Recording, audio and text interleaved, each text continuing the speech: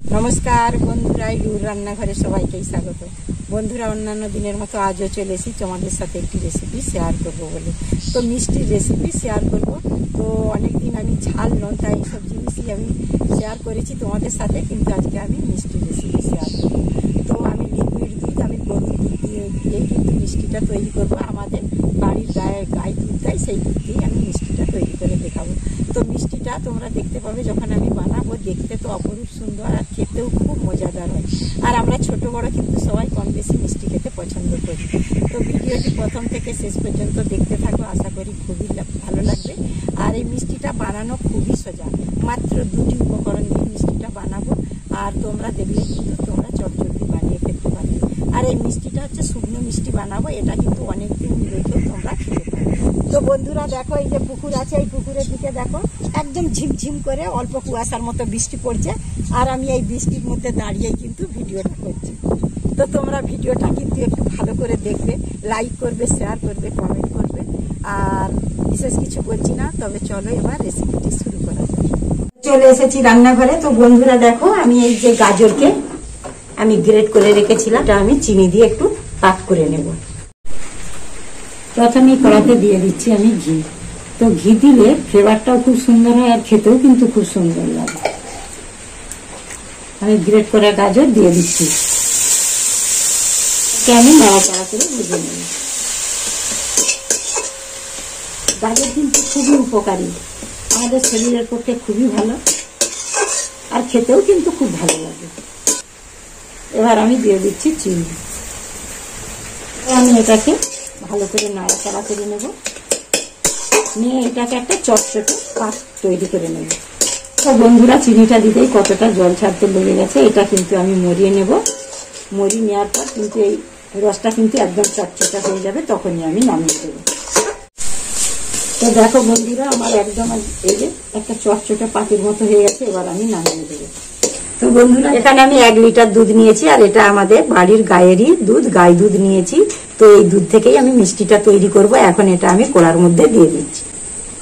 এবার আমি কড়ার মধ্যে দিয়ে দিচ্ছি।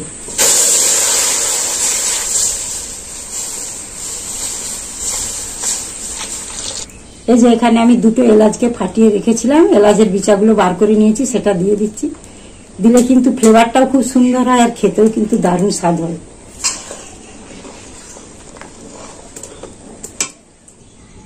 দিয়ে দিচ্ছি আমি চিনি। এখানে আমি 1 বাটির মতো চিনি দিচ্ছি, আরো কিছুটা দেব। আর হাফ বাটি দিয়ে দিলাম। তোমরা তোমাদের পছন্দ মতো দেবে। আমি যে মিষ্টিটা বানাবো তার জন্য কিন্তু আমি এখানে ঘি দেব। ঘি দিলে কিন্তু মিষ্টির স্বাদ একবারে মানে অপরূপ স্বাদ হয়। এটাকে আমি দুধটা কিন্তু একদম মরিয়ে নেব, একদম গাঢ় করে নেব। তারপর তোমাদেরকে আমি দেখাচ্ছি। তো দেখো বন্ধুরা, আমার একদম এইরকম অবস্থায় দাঁড়িয়ে গেছে। এবারে দেখো ঠিক এইরকম হবে। তারপর ঠান্ডা হয়ে গেলে আর একটু জমে গেলে বসে যাবে। এই অবস্থায় কিন্তু আমি নামিয়ে দেব। তো বন্ধুরা, আমি হাতে একটু ঘি গুলিয়ে নিয়েছি, তাহলে আর আমার হাতে লাগবে না, তাহলে আমার পাকাতে সুবিধা হবে। আমি এই যে হাতে ঘি গুলিয়ে নিয়েছি, নিয়ে এইটাকে আমি খুব ভালো করে মিহি করে মেখে নেব। এটা ঠান্ডা হয়ে গেছে, আর একটু একটু গরম আছে। এই অবস্থায় কিন্তু পাক দিয়ে দিতে হবে। এবারে আমি এর থেকে কিছুটা করে নিয়ে নিচ্ছি। সাইজটা আমি এইরকম করছি, তোমরা ছোট বড় করে নিতে পারো। এইভাবে আমি একদম গোল করে নেব।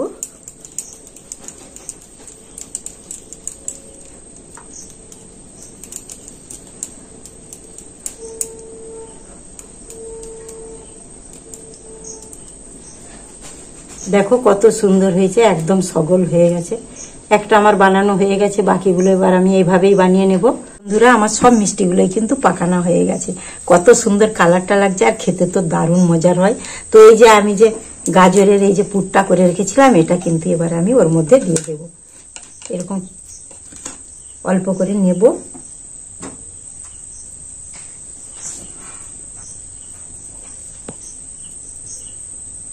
এরকম করে লম্বা করে দেব।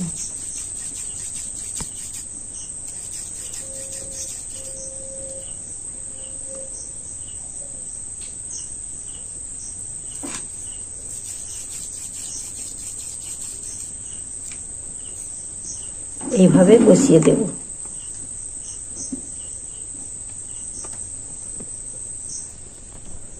দেখতে কত সুন্দর লাগছে দেখছো। আবার আর একটু নিয়ে নিচ্ছি এইভাবে।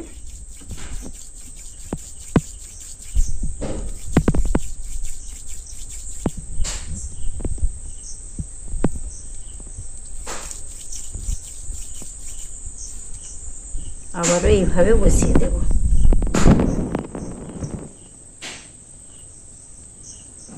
দেখতে তো খুবই সুন্দর, আমি বলেইছিলাম অপরূপ সুন্দর দেখতে হয়। শুধু সুন্দর নয়, একদম অপরূপ সুন্দর। আর খেতেও কিন্তু দারুণ মজার আর দারুণ সুন্দর টেস্টি হয়। এই মিষ্টি যদি একবার খান না, তাহলে দোকানের অন্য মিষ্টি খাওয়া ভুলে যাবেন। কত সুন্দর লাগছে দেখো। বাকিগুলো কিন্তু আমি এভাবেই বানিয়ে নেব। তো দেখো বন্ধুরা, এইভাবে যদি বাচ্চাদেরকে বানিয়ে দাও না, বাচ্চারা খুব খুশি হয়ে খাবে আর বারবার রিকোয়েস্ট করবে বানিয়ে দেওয়ার জন্য। আর বানানো খুবই সোজা, যে দেখবে সেই কিন্তু চটজলদি বানিয়ে ফেলতে পারবে। দেখো কতটা সুন্দর হয়েছে, দেখে তো মন ভরে যাচ্ছে। তো আমার রিকোয়েস্ট রইল, তোমরা এইভাবে একবার বাড়িতে অবশ্যই বানিয়ে খেয়ে তারপর আমাকে কমেন্টে জানাবে।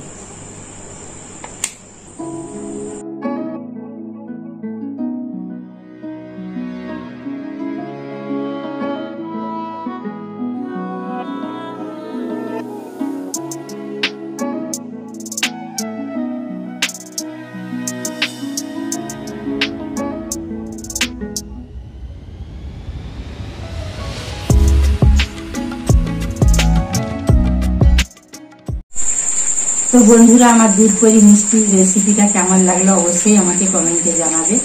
আর বন্ধুরা, আমার ভিডিওতে একটা লাইক করবে আর প্রচুর প্রচুর শেয়ার করবে। যে বন্ধুরা আমার চ্যানেলটিকে সাবস্ক্রাইব করেছো সেই বন্ধুদেরকে অসংখ্য অসংখ্য ধন্যবাদ। আর যে বন্ধুরা আমার চ্যানেলটি এখনো সাবস্ক্রাইব করোনি সেই বন্ধুদেরকে অনুরোধ করছি, ঝটপট করে সাবস্ক্রাইব করে ফেলো আর আমার পাশে থাকো, আমাকে উৎসাহিত করো। আর বেল আইকনটি ক্লিক করবে যাতে সর্বপ্রথমেই আমার ভিডিওগুলো তোমরা দেখতে পাবে। ততক্ষণে ভালো থাকবে, সুস্থ থাকবে আর সাবধানে থাকবে। আবার দেখা হবে পরের ভিডিওতে। টাটা।